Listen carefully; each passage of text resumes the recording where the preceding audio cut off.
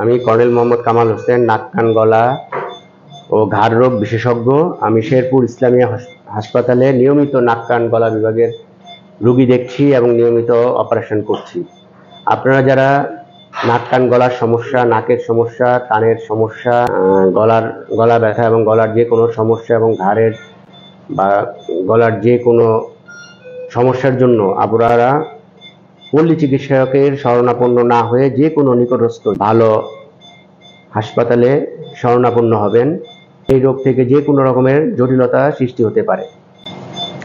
আমি নাক কান গলা ও ঘাড়ের যে কোনো রোগ, কান দিয়ে পানি পড়া বা পুজ পড়া, নাক দিয়ে পানি পড়া বা নাক বন্ধ বা নাকের যে কোনো পলিপ বা টিউমার, গলা ব্যথা, টনসিলের সমস্যা, নাকের ডিএনএস এর সমস্যা, থাইরয়েডের সমস্যা, আমি প্রতি শনিবার শেরপুর ইসলামিয়া হাসপাতালে নিয়মিত রোগী দেখছি এবং নাক কান গলা ও ঘাড়ের নিয়মিত অপারেশন করছি এবং ধন্যবাদ।